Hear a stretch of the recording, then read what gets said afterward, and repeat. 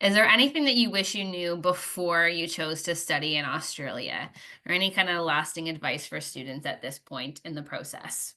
I guess that for me, something that I was just thinking about is that if you are considering studying in Australia, something that I didn't know before going into the program was that you will come out with more clinical experience than your colleagues in Canada and a lot more clinical experience. Just because of how the programs are set up in Australia and because you work through the public system, it might not mean a lot to you like now as you're applying, but when you go out into jobs, like you will be a lot more prepared. And it does show, like people in Canada, they do take note if you've been in an Australian program over a Canadian one. That's something that I hear consistently with working, doing these kind of things with all of our alumni. Yeah, so that kind of reiterates that. Thanks, Sydney. Tyler, Emily? I think that one thing I wish I knew beforehand is that again, I went into dental school being like, this is the track that I've set out for my life, and this is all going according to plan. And I think that you kind of forget when you're in the midst of it that, it's more than just school and you're there to have a good time. You can't let everything fall off the rails either. Try to enjoy dental school for everything it is.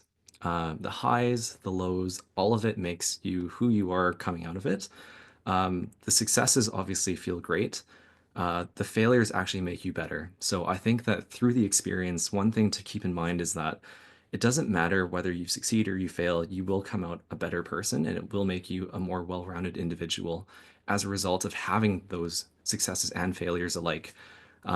It's great to do things well, and it's great to do things proficiently. And I think that if you're considering a career in medicine, dentistry, any professional program really, you have this proclivity or a track record of having probably some degree of success in your life. And I think that when you initially run into a situation where you feel overwhelmed, perhaps for the first time in your life, it can feel very daunting and um, anxiety inducing because you're not accustomed to failure. But I think that in pushing yourself and learning to work outside of your comfort zone and trying to be better, I think it really helps shape you as a person. And I think if you take those um, trials and tribulations in stride, I think that you'll end up being a much better person. So just know that it's not an easy track going from where you are now to where you want to be, but it's those difficult experiences that actually make you better. And I don't think you should be afraid of failing or to be disappointed when things don't quite go your way. It's just an opportunity to learn and to improve, and you'll ultimately be a better person as a result of it.